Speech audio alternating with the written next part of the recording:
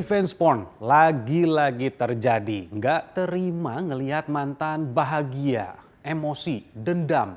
Lalu menyebarkan foto ataupun video pribadinya sang mantan tanpa seizinnya. Bahkan ada kasus di mana salah satu pihaknya ternyata tidak sadar kalau dulunya pernah divideoin. Nah ini yang lagi ramai. Pernah dengar gak dengan kata-kata lebih baik sakit gigi daripada sakit hati ini? Karena dampaknya bisa macam-macam. Bahkan bisa membutakan hati nurani dan juga akal sehat. Salah satu yang lagi ramai adalah revenge porn, yaitu penyebaran video asusila tanpa persetujuan orang yang berada di dalamnya. Dan mungkin kalau ingat, ini adalah kasus serupa yang dialami juga oleh artis beberapa waktu lalu. Dan kali ini kembali terjadi. Tidak terima cintanya diputus sepihak, seorang mahasiswa di Pandeglang menyebarkan video asusila yang berisi rekaman kekasihnya yang saat itu katanya dalam keadaan tidak sadar kepada keluarga, teman-teman, hingga dosennya. Selain menyakiti fisik, pelaku juga disebut-sebut mengancam membunuh mantan kekasihnya itu. Bahkan sang kakak telah memposting gambar adiknya yang mengalami luka-luka diduga akibat penganiayaan. Singkat cerita, mahasiswa ini akhirnya dilaporkan oleh keluarga korban ke Cybercrime Polda Banten. Kasus ini juga sudah sampai ke persidangan. Tapi bukan berarti jalan keadilan, khususnya bagi korban yang videonya sudah disebarluaskan bisa langsung didapatkan.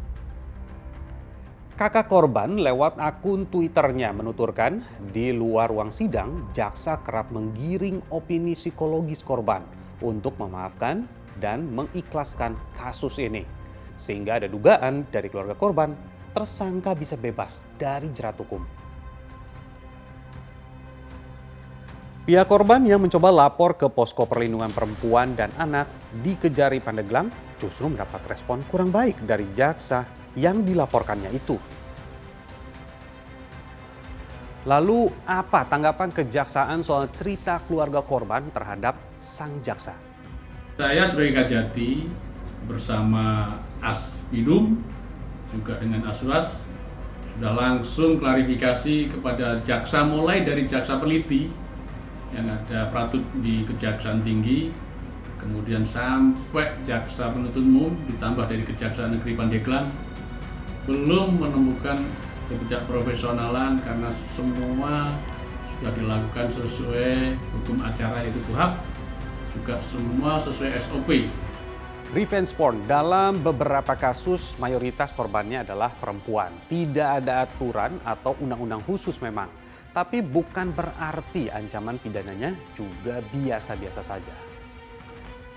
Kalau itu perbuatan dilakukan dengan paksaan, ya, maka itu bisa jadi kejahatan yang bisa memberatkan dirinya. Tetapi kalau perbuatan itu dilakukan dengan sukarela, maksudnya mau sama mau, ya, maka itu hanya kena semacam pencemaran nama baik. Belum lagi jika terbukti telah melakukan kekerasan, maka ada hukuman lainnya yang bisa diterima. Tidak hanya soal kasus video penyebaran pribadinya tersebut. Juga umpamanya secara ekstrim itu dituduhkan dengan percobaan pembunuhan, ya, umpamanya pasal 338, ya, percobaan pembunuhan.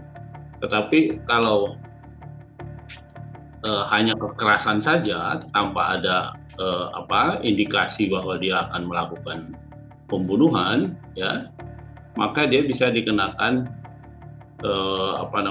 pasal untuk melakukan kekerasan. Kasus kayak gini tuh bukan yang pertama, tapi udah banyak banget kekerasan revenge porn yang dapat merugikan korbannya, khususnya mereka yang masih remaja. Dan yang mencengangkan, kasus kekerasan yang dialami oleh perempuan, pelaku kedua terbanyaknya adalah pacar dan mantan pacar.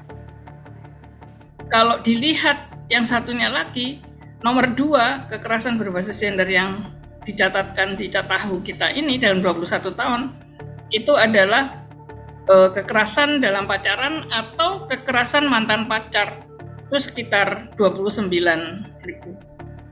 Ini dari data 11 tahun, totalnya adalah 2.671.964. Teknologi handphone kayak gini memang sangat memudahkan kita di era modern, tapi bisa membuka peluang kriminalitas melalui media digital. Salah satunya adalah dengan perekaman dan penyebarluasan foto maupun video pribadi. Jaga privasi, terutama saat akan mengunggah atau bahkan saat mengirimkan ke orang, meskipun yang kita kenal dekat. Saya Nabila Biasa, sampai jumpa.